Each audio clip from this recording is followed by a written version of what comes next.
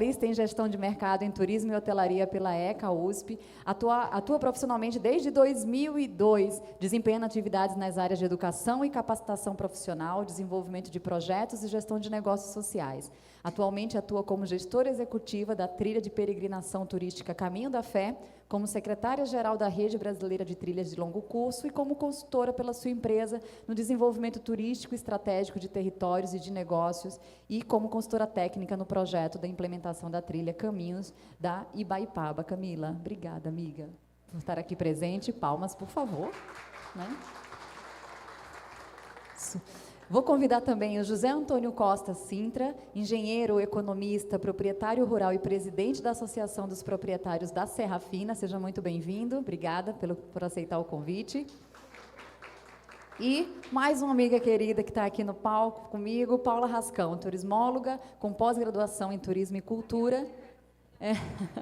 E em Ecoturismo e Interpretação Ambiental pelo UFRJ, fundadora e diretora da E-Trilhas, empresa especializada em projetos de ecoturismo e idealizadora da plataforma E-Trilhas, atua também como consultora no Sebrae Rio de Janeiro e atualmente é diretora de Turismo e Formatação de Produtos da Rede Brasileira de Trilhas e integra o Conselho Administrativo da Rede Pan-Americana de Trilhas. É só gente fera aqui, né, gente?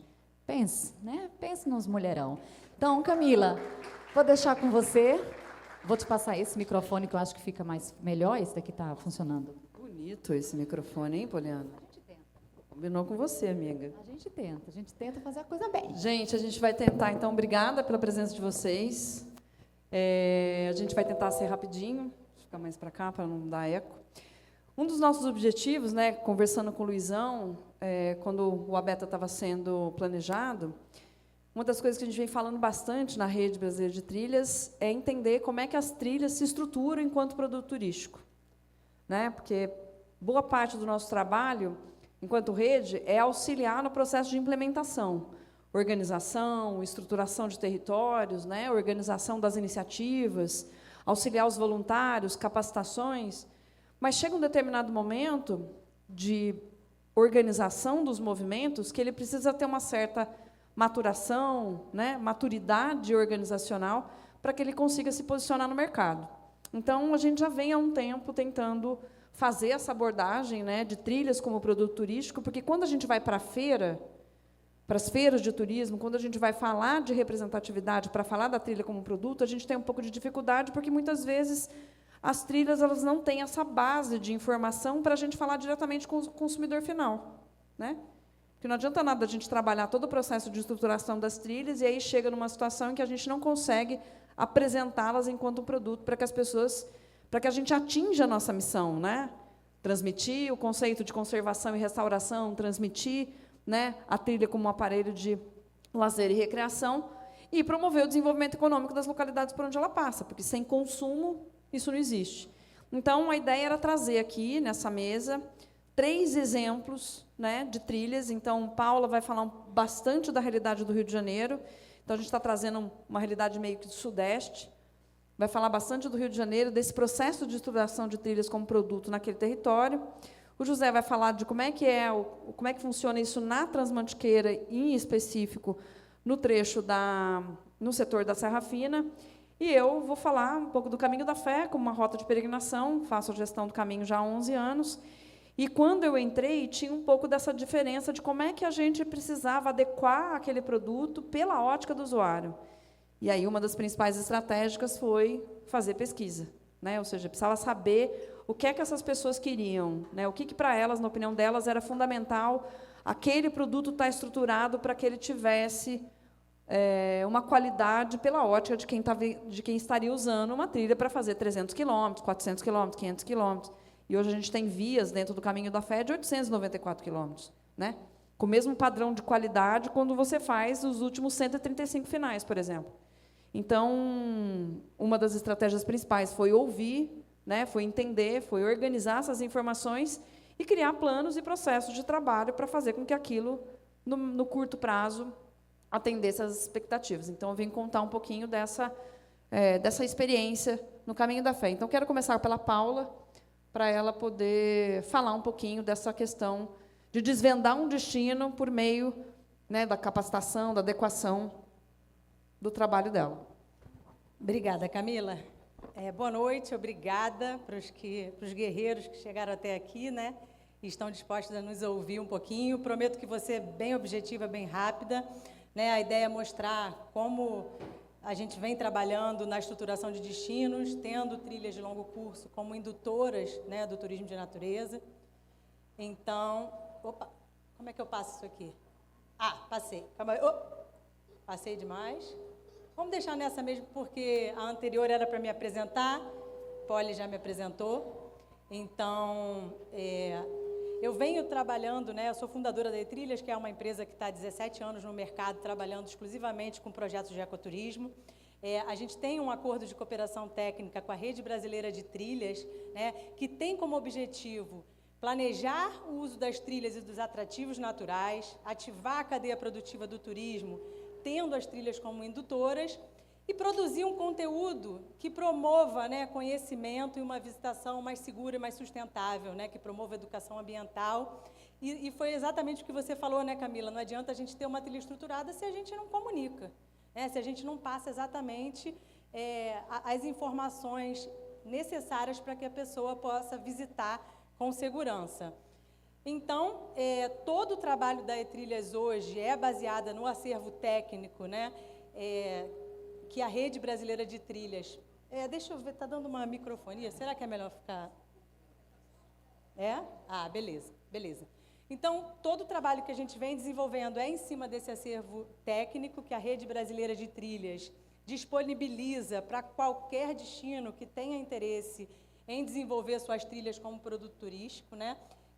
Aqui no acervo técnico, eu esqueci o mais novo manual de sinalização do cicloturismo, que foi lançado recentemente, que também é aí um instrumento que auxilia os destinos, né, os consultores, a estruturar os destinos para o ecoturismo.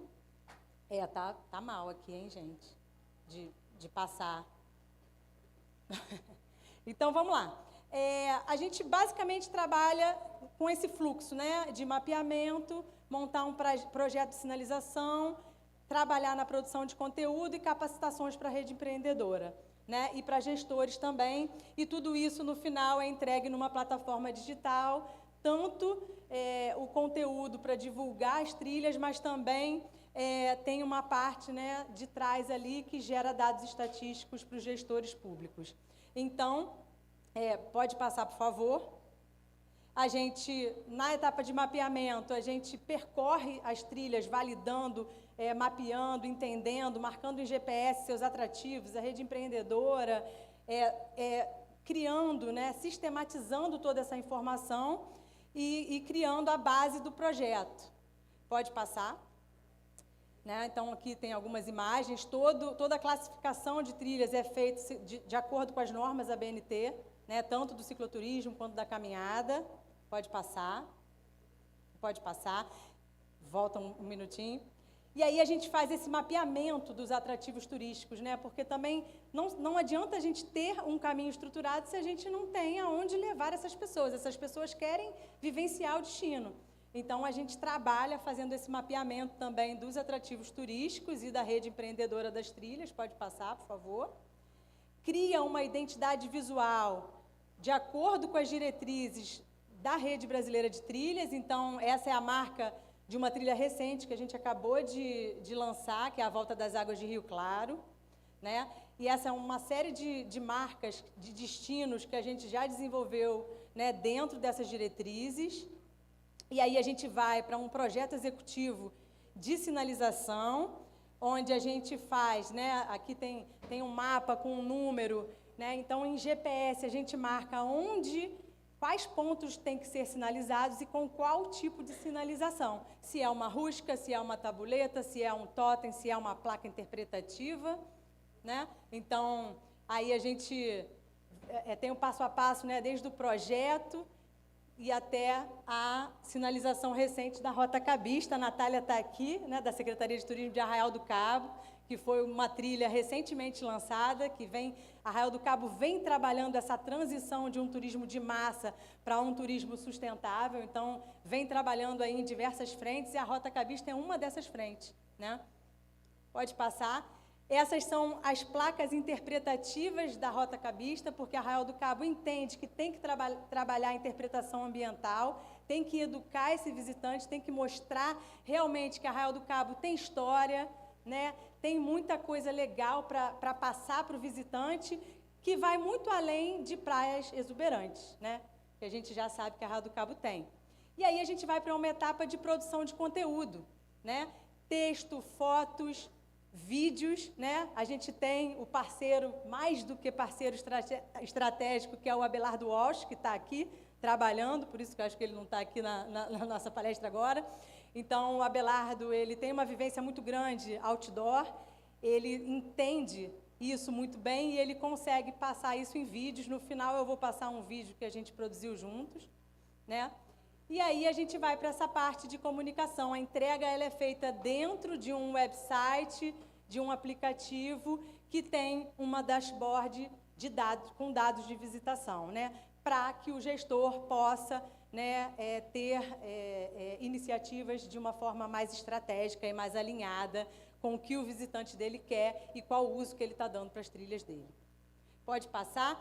E a gente vai também, né, após todo esse processo, e na verdade não necessariamente após, pode ser durante, a gente vai trabalhando a capacitação, tanto dos gestores quanto da rede empreendedora. Então, a gente trabalha oficina de sinalização rústica, oficinas de formatação de produtos turísticos, toda uma série de capacitações para auxiliar o destino, né, a estruturar essa oferta.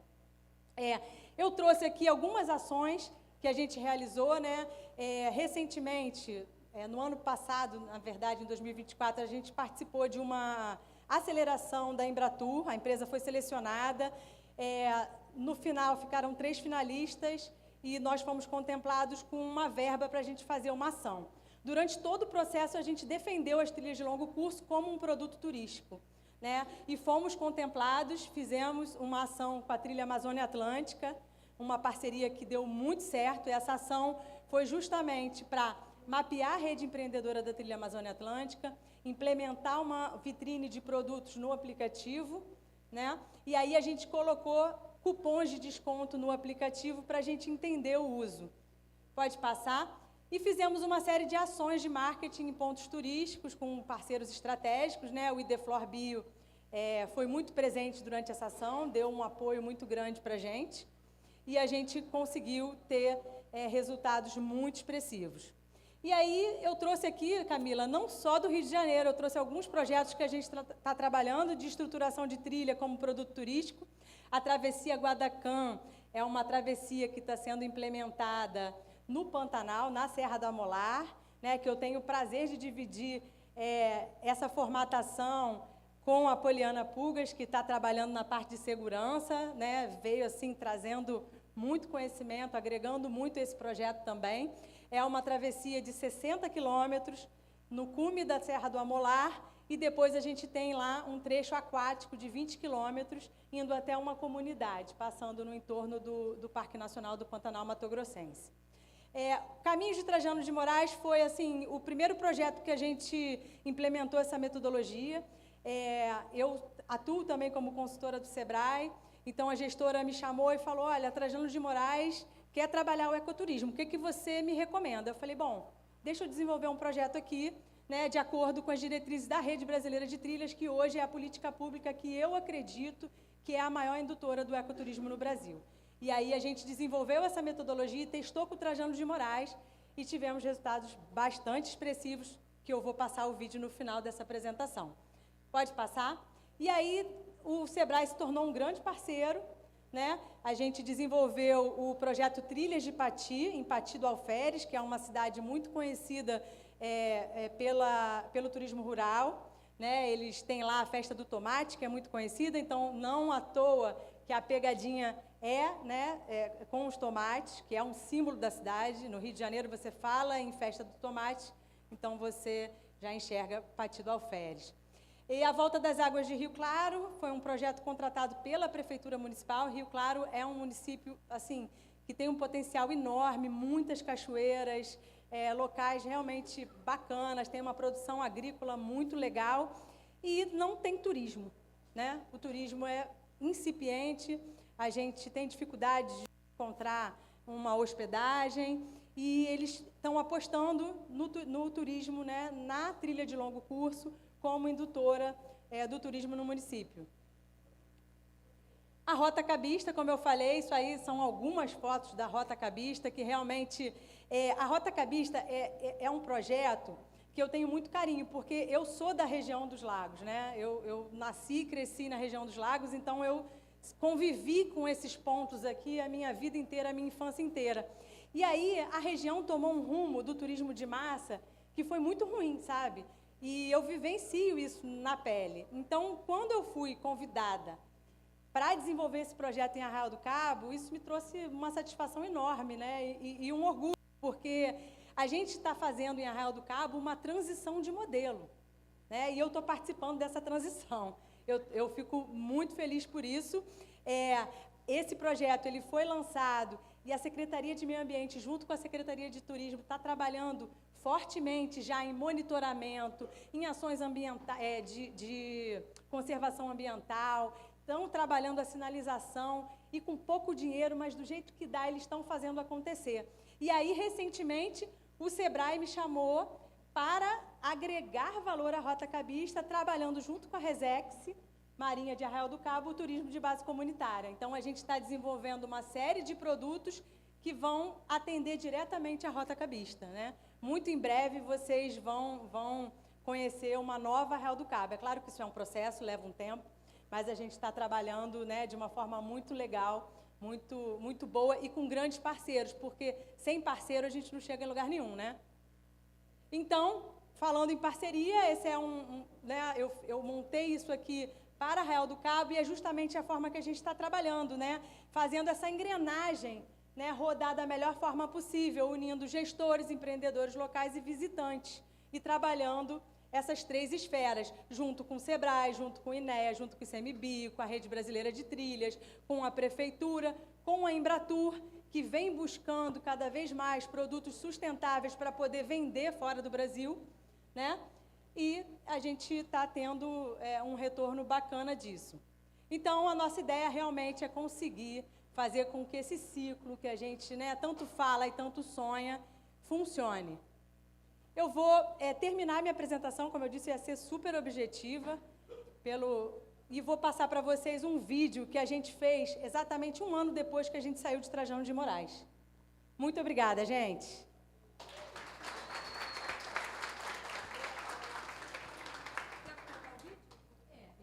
Costumava falar que a gente falava muito bem de turismo, a gente não sabia fazer.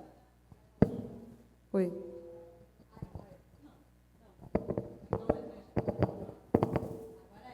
Costumava falar que a gente falava muito bem de turismo, a gente não sabia fazer.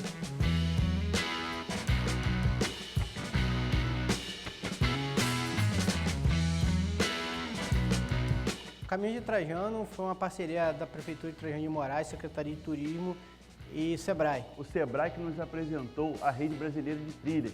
E nós entramos na Rede Brasileira de Trilhas. Nós começamos o projeto efetivamente em 2022. Foi nos apresentado através da E-Trilhas, né? Caminhos de Trajano, SEBRAE e Prefeitura. Nós notamos aí um crescimento muito grande na área do turismo. Abriram 135 MEIs no município, exatamente na área do turismo. A gente tinha pouco mais de 14 empresas no Cadastur, né? E hoje a gente tem mais de 60 empresas no Cadastur.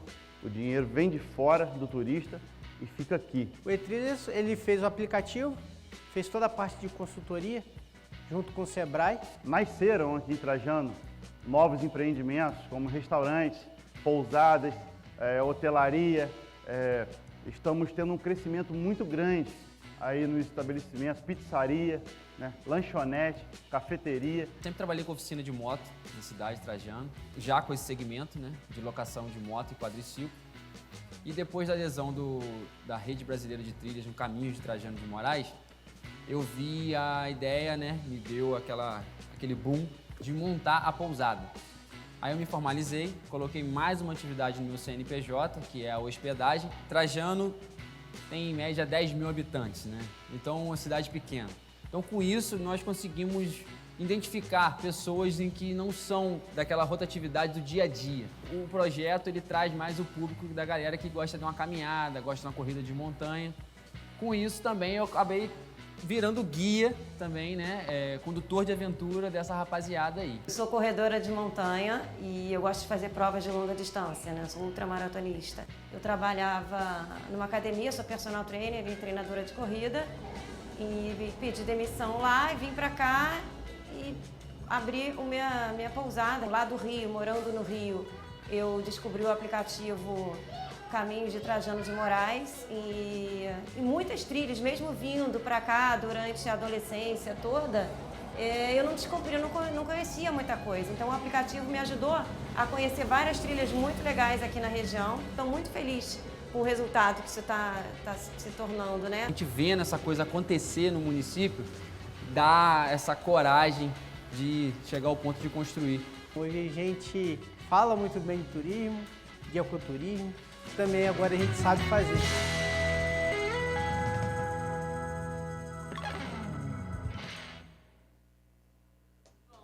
Obrigada, gente.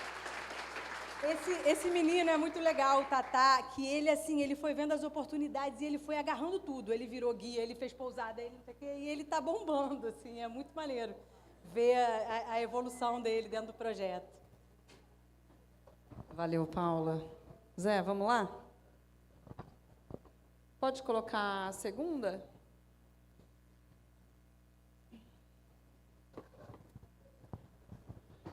Boa noite, pessoal. Boa noite. É um prazer estar aqui, o convite da Rede Brasileira de Trilhas. O Pedro Menezes falou aqui, ó, você vai lá e dá o teu recado lá e fala da experiência que vocês tiveram lá na Serra Fina. Então, eu estou aqui, a gente vai falar sobre desvendando destinos, né? E destino, a definição de destino cabe bem na trilha, né? Toda trilha é um destino, tá certo? Só que para você ter um produto turístico tem uma diferença, não é? A gente tem um potencial, todas as trilhas têm o seu potencial, tem a sua história, mas a gente tem que transformar isso em produtos.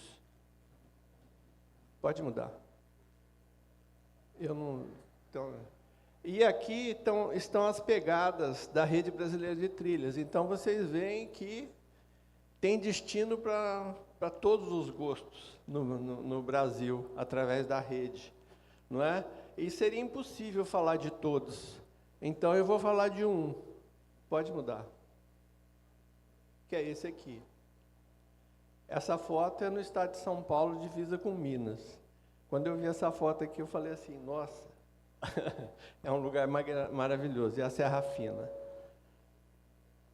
A Serra Fina, ela está incluída dentro da Transmantiqueira. A Transmantiqueira é uma trilha nacional da Rede Brasileira de Trilhas. Ela foi instituída em 2017 e esse ano teve uma expedição que percorreu os 950 quilômetros dela, mapeando, e ela sai lá no Parque Estadual Alberto Lofgren, lá na Cantareira, e chega no Parque Estadual de Bitipoca, em Minas. E a Serra Fina está aqui no meio, está no meio da Transmantiqueira. Pode passar. A Transmantiqueira tem 21 setores. Então, vocês imaginam a quantidade de destinos que apenas uma trilha tem, não é?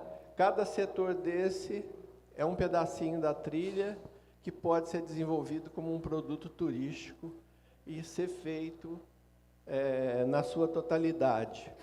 Então, a ideia seria criar tipo um passaporte e a pessoa vai cumprindo todos os setores e vai carimbando seu passaporte até fazer os 1.000 e quase 200 quilômetros da trilha. Então, a trilha, a Serra Fina, está no setor Altos da Mantiqueira, tem 40 quilômetros e é feita em 4 dias a travessia tradicional. Esse aqui é mais ou menos o esquema da Serra Fina. Então, é um maciço, que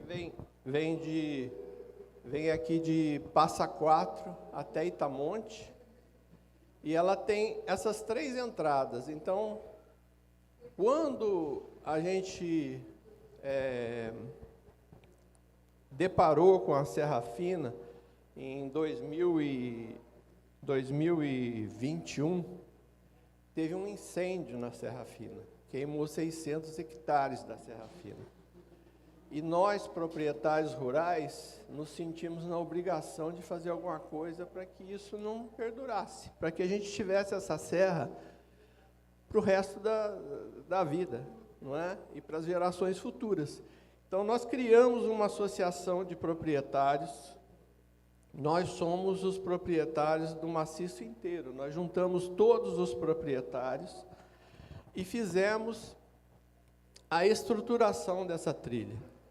O objetivo nosso principal é a conservação desse território. Só que a gente achou que a gente não podia privar o pessoal de usar esse território. É um território maravilhoso, né? Tem belezas assim espetaculares. Então a gente trabalhou na organização do uso dessa trilha. Então a gente transformou uma trilha que estava totalmente desorganizada numa trilha totalmente organizada, sinalizada, com segurança, tem controle de acesso e virou um produto turístico. Você pode fazer a travessia inteira, você pode fazer a meia travessia, você pode ir na Pedra da Mina e voltar, você pode ir no 3 estados e voltar, você pode sair daqui, vir aqui, fazer o que você quiser aqui. Tem N produtos ali. E a gente tem uma visitação, a trilha, por motivos de segurança e para conservação, ela funciona 6 meses por ano. Ela funciona de abril a setembro. Ela funciona 6 meses para o público e 6 meses a natureza se recupera. Então, essa foi uma forma que a gente achou de conservar isso. E a temporada desse ano termina agora, é a 4ª temporada que a gente está fazendo esse controle. Nós vamos ter perto de 4.000 usuários atravessando a Serra Fina, em diversos roteiros, não é? E o mais importante, a gente instituiu a sinalização de acordo com a rede brasileira. A gente tem as pegadinhas da Transmantiqueira na serra inteira. A gente tem uma sinalização de segurança que o Corpo de Bombeiros de Minas e São Paulo junto implementaram. A trilha está todinha mapeada, então a questão de segurança é prioridade. Para vocês terem ideia, no último ano de funcionamento sem controle, nós tivemos 19 resgates pelo Corpo de Bombeiros na Serra Fina. Porque a Serra Fina é considerado o trekking mais difícil do Brasil. Esse ano nós tivemos 2, por questões de traumatismo. Uma pessoa quebrou o tornozelo e a outra torceu o joelho. Então não tem jeito. E com a sinalização de segurança, existem as placas numeradas, e o Corpo de Bombeiros, a pessoa fala o número da placa, o helicóptero vai e desce exatamente aonde a pessoa está. Tá certo? Todos os usuários têm um seguro obrigatório, incluído no voucher que eles compram para usar. Então, a gente está estruturado como um produto turístico. Pode passar. Esse aqui é o site da empresa Ruá, que a Ruá, nós proprietários, fizemos a concessão de uso de exploração do turismo para a Ruá. E a Ruá é de um dos proprietários da associação. Então, ele criou a empresa para gerenciar a Serra Fina. Pode passar. Então, você tem aqui vários produtos, né? Nesse site você faz a compra, todos eles têm o seu preço, e você escolhe o que você quer fazer. Então, virou um produto de prateleira. Tá certo? É isso que a gente quer fazer na Transmantiqueira inteira, não é? Você está lá na sua casa e fala assim, eu vou fazer travessia Marins e Itaguaré. Vai lá e compra, né? E põe lá um carimbinho no seu passaporte. Pode passar. Junto com a estruturação da trilha, nós estamos estruturando as propriedades ao longo da trilha. A Nativa Serra Fina é uma das portarias. Ela fica perto do Itatiaia, lá em cima, para vocês verem, é o Itatiaia. Então, ela já está estruturando tudo isso aqui. Tem chalé, tem hospedagem para grupo, trilha interpretativa, mirante, camping, observação de aves, apiário, astroturismo e eventos. Faz eventos holísticos, empresariais. Ela está estruturando por causa da trilha. Pode passar. Esse é o céu. Esse é o céu lá da Nativa Serra Fina. Esse é o astroturismo aí. Outra propriedade que a gente está estruturando, pode passar, é o Ivos Hostel e Camping Ecopark. Também tem trilha. Essa propriedade, ela acompanha a nascente do Rio Verde. Então, o Rio Verde nasce na Serra Fina, no Vale do Roá, e desce por essa propriedade. Pode passar. Esse é o Rio Verde, na nascente dele. Então, cachoeiras e mais cachoeiras. E é isso aí, a gente está estruturando todas as propriedades ao longo da trilha, para vocês verem que o desenvolvimento do turismo leva ao desenvolvimento de todo o trade, não é? Aqui está a rede, essa é a foto do site da Rede Trilhas. É a Serra Fina. Tá? É o Vale do Roá, que está na Serra Fina. Pode passar. Aqui é o site da nossa associação. Se vocês têm lá todas as pesquisas que são feitas na Serra Fina, a gente coloca nesse site, tem toda a estruturação da trilha está aqui. Pode passar. Muito obrigado pela atenção de vocês.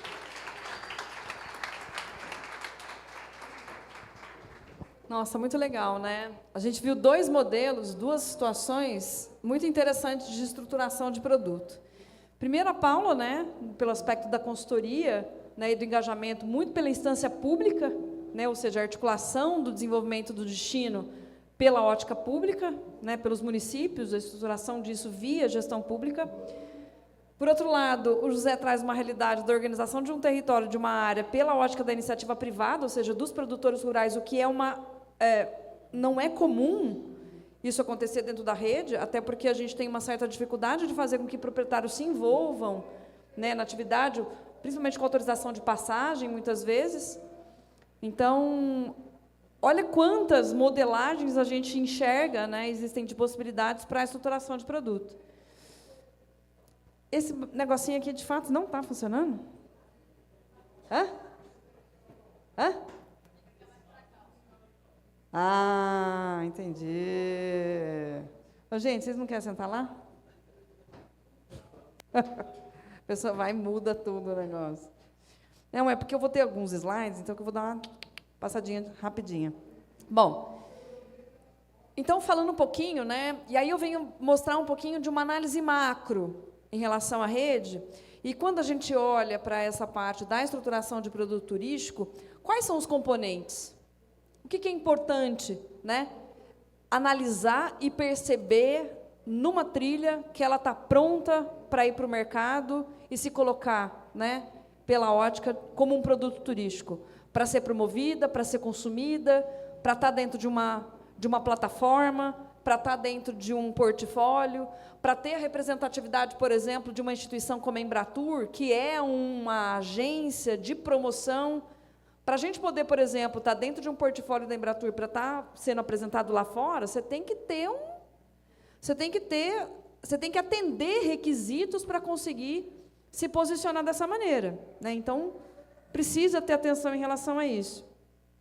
Então, aqui é um pouquinho da linha do tempo da rede, né? Então, ela vem um movimento já inspirado por vários movimentos de sistemas de trilhas pelo mundo. A gente está passando por um processo de estruturação da governança nacional de trilhas e conectividade, que foi contratada uma consultoria via Ministério do Turismo, a Fabi está aqui, que representa esse movimento, né, em parceria aí com o MMA, com o Emitur, né, o Emitur, o MMA, o ICMBio e a Embratur, né, para auxiliar nesse processo. Aqui a gente vem olhando muito essa trajetória do movimento das trilhas e como é que a gente está num momento muito pujante hoje, né, 2025. Então, se a gente pega aqui de 97, no Brasil, né, quando o início aí da Transcarioca, e que você vem acompanhando o surgimento desses movimentos, ainda que não tivessem sido todos, até dentro do próprio conceito da rede, a gente percebe que isso estava acontecendo. Por exemplo, Caminho da Fé, a gente tem também aqui estrada, o Caminho do Sol, né, também está aqui em 2002, tem Estrada Real em 2001, que ainda não está dentro do contexto da rede, mas a gente já adotou, e assim vai, né? E aí a gente percebe hoje que a gente vem crescendo muito. Então, eu não sei se todos vocês sabem, mas a rede nasceu dentro de um Abeta Summit em 2019. Nasceu no sentido de instituir, né, de ser lançada, porque ela já tinha a portaria de 2018, né, já tinha lançado aí a 407, depois a portaria 500, e aí ela vem ser promovida, né? E quando eu tive, né, na Abeta Summit, eu estava até com as minhas pequenas, né, a Gabriela era um bebê, lá na Ilhabela, naquele momento, e aí, na hora que eu vi o Pedro falar, eu falei, cara, o que esse cara está falando, velho? Quem é você, esse carioca, né, daquele jeito? E aí, depois, a gente vai se inteirando, e aí, depois, né, entramos em contato, e aí a gente vai enxergando, a gente foi vendo o tamanho que esse negócio virou em 5 anos. Né? Já era grande, mas a dimensão que ele tomou nesses últimos 5 anos, a gente acredita que foi meio impressionante. Então, uma das coisas que foi muito importante para falar dessa estruturação da rede no Brasil e ao longo desses últimos anos é muito pelo aspecto da governança, ou seja, o processo de baixo para cima, o aumento de voluntários e a crescente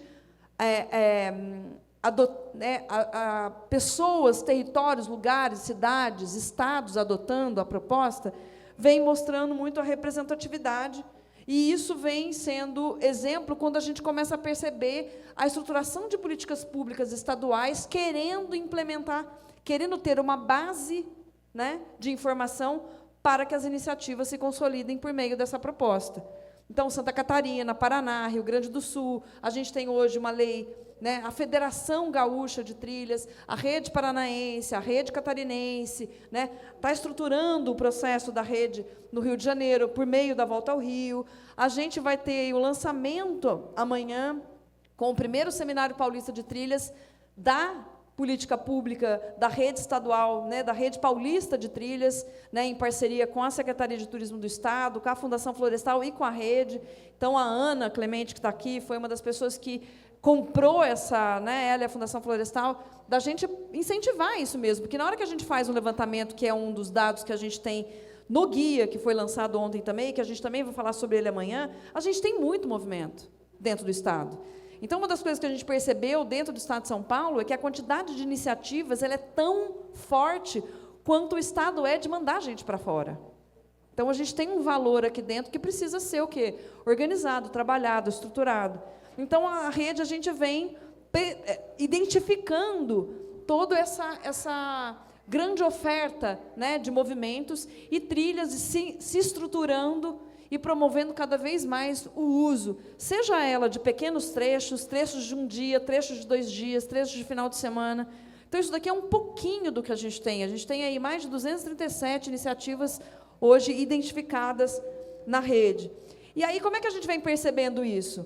Movimentos, reuniões, grupo de voluntários, processo de consolidação, implementação do sistema em vários lugares, né, em vários estados. Fórum, eventos, o próprio contador, a Aliança Bike, que é uma grande parceira, e eu acho que o que a Paula colocou sobre essa questão das parcerias, ela é fundamental. O contador de bike que a gente instalou, que a gente já está indo para o 4º ano de processo histórico de identificação de fluxo de usuários de trilha de longo curso no modal da bicicleta, a gente estava com mais ou menos, acho que umas 6 trilhas no Brasil entre São Paulo, Rio Grande do, né, região sul do país, Minas Gerais, e até, acho que a Amazônica, não sei, a Amazônica Atlântica, foi, Júlio? O contador foi para lá?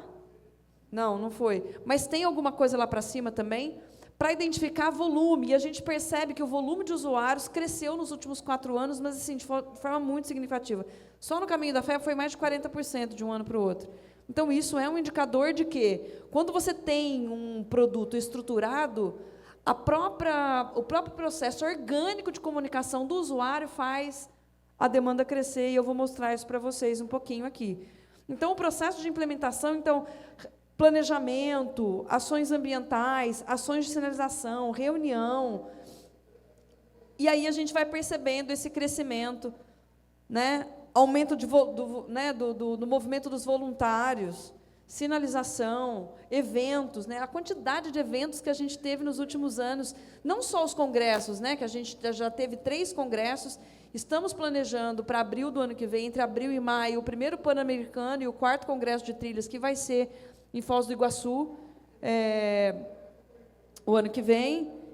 Então, e esse ano a gente teve vários, né? A gente está com uma agenda lotada, e nós, enquanto rede, a gente está se dividindo para atender as representatividades, né, dos movimentos.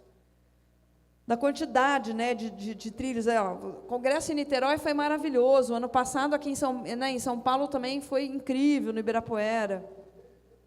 Então, a gente vem apresentando, a gente vem identificando e consolidando, né? E um dos fatores fundamentais que fala sobre trilha como produto turístico está muito relacionado à questão dela enquanto um aparelho de geração, uma ferramenta de geração de emprego e renda. Por quê?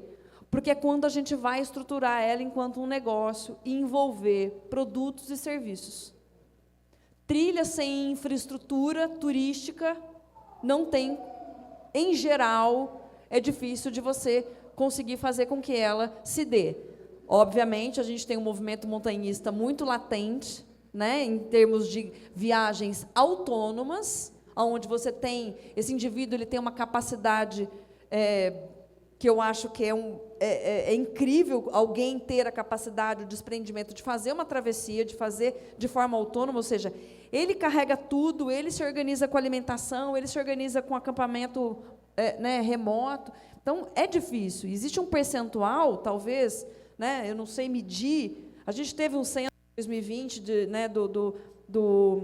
das organizações de montanhismo, depois a gente pode até disponibilizar a informação, mas a gente vem percebendo que o volume de usuários de trilhas, nessa estruturação de buscar a infraestrutura de apoio a cada determinadas quilometragens, vem crescendo muito.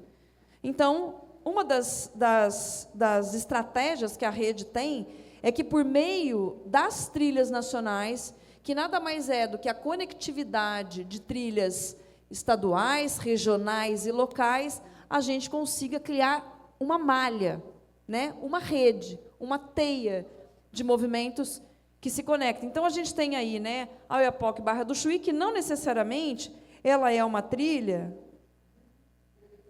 né, que vai o quê? Ser litorânea.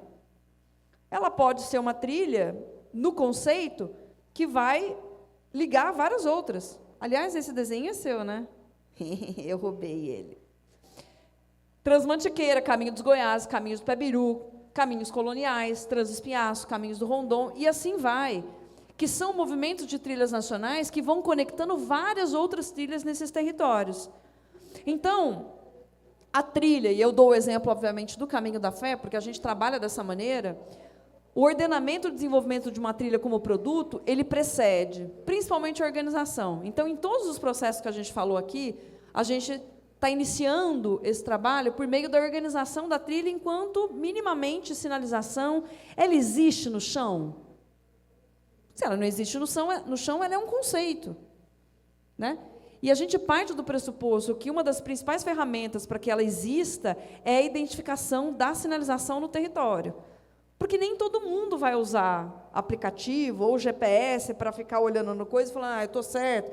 Aquilo é só um instrumento de checagem, né? A sinalização, pelo menos para a gente, no Caminho da Fé, a gente não disponibiliza os mapeamentos digitais, né?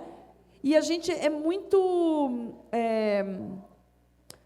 conservador por esse aspecto da sinalização no chão. A pessoa não erra. Ela sai do ponto de partida que ela escolhe, ela vai cair dentro do Santuário Nacional. Não tem erro, a não ser que ela viajou, enfim, e entrou dentro de uma porteira, porque a sinalização é bem feita. E isso foi uma das identificações principais das pesquisas que a gente fez há 11 anos atrás com os usuários, identificando, na ótica dele, o que era fundamental? Sinalização, boa sinalização.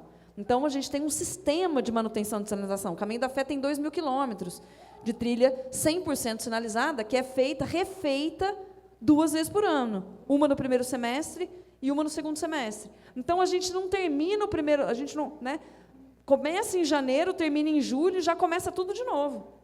Né, rodando ela, né, com a equipe para identificar. Então, a organização tem uma boa base no que tange ao modelo de negócio. Então, para nós, por exemplo, aqui a gente está falando de uma trilha, um trecho da Transmantiqueira na Serra Fina, que é coordenado pela iniciativa privada, mas que também tem uma personalidade jurídica ali da associação para organizar os interesses desse coletivo, e no nosso caso é a mesma coisa.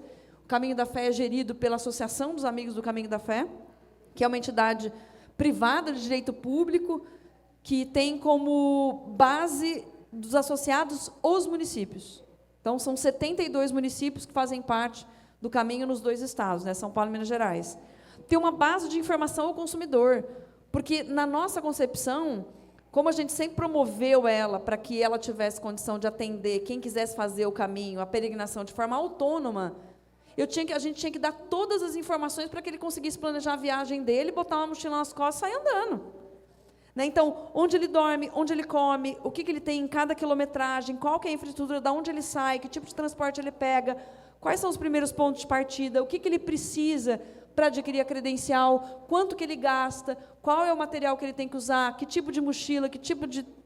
Tudo. A gente vai criando essa base de informação para dar informação para quem, talvez, está iniciando. Então, a gente sempre parte do pressuposto que a gente não está falando para um especialista, para o cara que fez 15, 20 vezes o Caminho da Fé, ou fez 5, 6 vezes o Caminho de Santiago. A gente está falando para alguém que fala, eu estou querendo fazer alguma coisa desse tipo, o que eu faço? Então, a gente tem lá um passo a passo que orienta e auxilia ele a fazer. Processos internos, então, no nosso caso, pensando pela ótica do usuário, para a gente é fundamental ser organizado para que a gente consiga realizar o nosso plano de trabalho, né, o plano de utilização de recurso público e recurso privado para fazer com que a instituição atenda aquelas expectativas. Equipe, né, hoje nós somos em 9 pessoas trabalhando diretamente com essa atividade, além das empresas que são parceiras, né, que prestam serviço. Comunicação, então, todo um sistema de comunicação no site, nas parcerias com as ferramentas digitais, né, nas mídias sociais, atendimento, a quantidade de atendimento que a gente faz pelo WhatsApp, por e-mail, pelo direct nas redes sociais. Então, tem padronização de atendimento, monitoramento, que é uma dessas parcerias que a gente fez com a Aliança Bike, também nessa questão de identificação de número, além do que a gente identifica de volume por meio das fichas de inscrição que estão vinculadas às credenciais, qualidade do que está no chão, que é aquilo que eu estava falando da sinalização, engajamento com as comunidades, comprometimento da rede empreendedora, promoção, visibilidade e engajamento do consumidor, que, no nosso caso, é o maior agente promotor do caminho. Né? A gente não investe em impulsionamento, ou então em estratégia de promoção, a não ser participando de eventos, a gente está sempre fazendo estratégia nesse sentido. Mas ele acontece muito de forma orgânica. Então, esse é um mapa, né, do caminho, é o tamanho dele. Então, a gente sai desde Rio Preto, São José do Rio Preto, esse é o ramal mais distante, que a gente chama, são os 894 quilômetros, até o Santuário Nacional.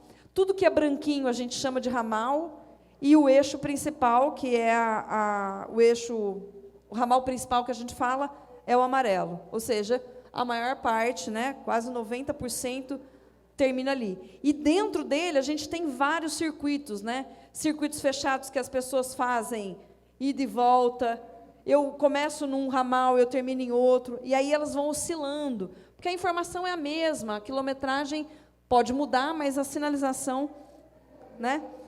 Então, a gente tem alguns serviços que são fundamentais na nossa ótica, que é a gestão e planejamento, a manutenção da sinalização e a estruturação de infraestrutura de apoio.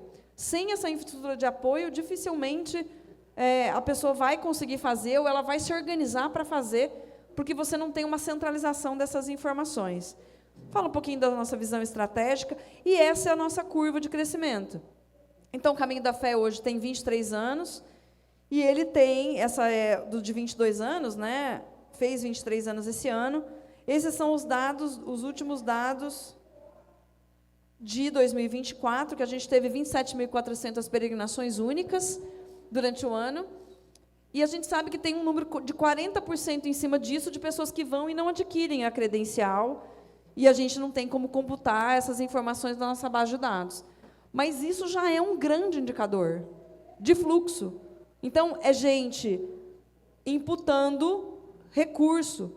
Então, só o ano passado, a gente teve aí cerca de 73 milhões gastos de forma direta nesse território, né?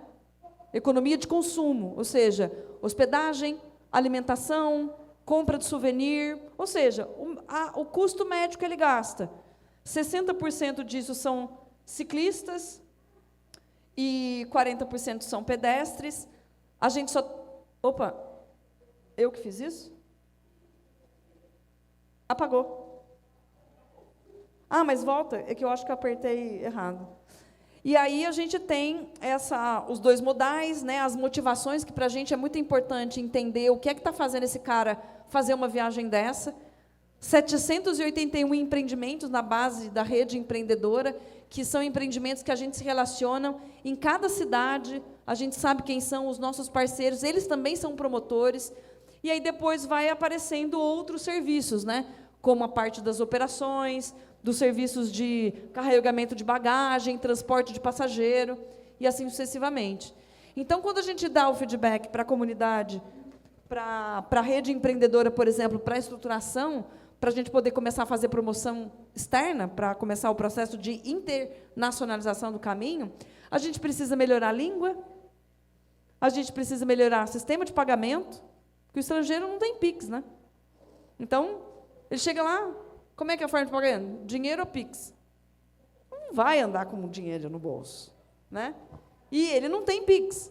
Então, a gente vem trabalhando, orientando os empreendimentos a diversificar a forma de pagamento e melhorar a questão da capacitação, né? A qualificação deles em relação à língua, porque, querendo ou não, minimamente, um diálogo mínimo em inglês precisa ser feito.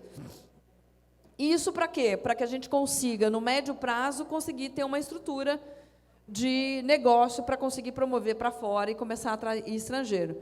Eu acabei de voltar de Santiago, fiz o caminho português, voltei sexta-feira, e voltar de lá, sendo gestora de uma trilha no Brasil, também de peregrinação, me deu até uma aquecidinha assim no coração. Eu falei, ufa, a gente está muito bem na fita, né? A gente tem um super produto, a gente tem muitas oportunidades de desenvolvimento de negócios nessa temática no Brasil, e a gente não fica atrás em relação à paisagem, em relação à cultura. Tudo bem, não é uma questão de competitividade com a Europa, né? Porque a gente sabe como é que é. Mas a gente tem que achar esse mote da narrativa, né? De estar descobrindo como é que eu vou fazer esse cara vir andar no Brasil. Porque a gente tem um bom produto, nós somos muito mais hospitaleiros. Os portugueses são terríveis, desculpa quem for descendente de português, mas eles são terríveis, eles dificilmente entendem o que a gente fala, então eles são muito literais. Eu vou contar um casinho que foi muito interessante. Eu estava saindo de Lisboa, ia para o Porto. Precisava saber onde é que era a bendita da plataforma. Cheguei para um cara, virei um cara do guichê. Por favor, o senhor sabe me dizer onde é a plataforma 35A? Sim, eu sei. Onde? Pergunte onde compraste o bilhete. Onde você comprou? Aqui, só vendo bilhetes. Eu falei, mas o senhor não pode me falar? Não, vai perguntar onde você comprou o bilhete. Eu falei, filha da puta. português desgraçado.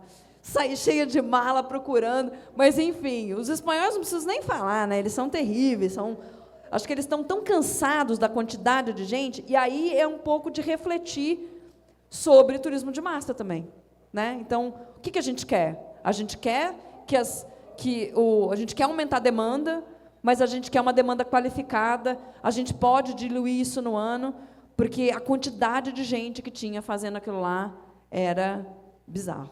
Era muita gente mesmo. Então, queria agradecer, né, vocês. Não sei se dá tempo da gente abrir para pergunta, caso alguém tenha pergunta. Mas a mensagem que eu queria deixar, né, que a gente deixou aqui, é que a estruturação de um produto turístico, de um destino ou de uma trilha, principalmente de uma trilha, ela pode se iniciar por várias frentes, de várias formas. Seja pela iniciativa privada, por um conjunto de proprietários, seja por meio da sociedade civil organizada, no caso dos municípios, no caso de uma associação, seja por meio de uma consultoria, por agentes que vão trabalhar com a administração pública. O importante é que, no final dessa história, né, no fim do dia, como diz o Eduardo Bittelborn, do Caminho do Louvor, ele sempre falava, no fim do dia, o que a gente quer? Né? A gente quer algo organizado, possível de alguém, inspirar alguém para que ela possa fazer. Então, assim, Caminho da Fé, posso dizer que ele está de portas abertas para receber. A gente tem aqui um peregrino ilustre, né? Luizão fez o Caminho da Fé, peregrino raiz lá nosso, e ele tem muito orgulho, né, Luizão, de falar do Caminho da Fé, porque foi uma experiência, acho que, muito significativa na sua vida. Na minha também foi. Eu fiz em 2023 os 300K, acabei de fazer agora em julho 135, eu virei a louca nos últimos meses, eu virei a louca da caminhada. Estou com o pé lascado. Mas fiz o 135 de Paraisópolis, Aparecida, e agora fiz o 152 do Caminho Português em Santiago. Voltei agora chega. Eu só vou andar, acho que daqui a uns 2 anos. Mas a mensagem que eu queria deixar era essa, o quanto que é fundamental que a gente olhe para os territórios, identifique as oportunidades, e que a trilha ela é, sim, uma ferramenta de conectividade, ela é uma ferramenta de desenvolvimento econômico e, principalmente, de atração de público para conhecer e desvendar os destinos desse nosso Brasil, que é maravilhoso. Obrigada.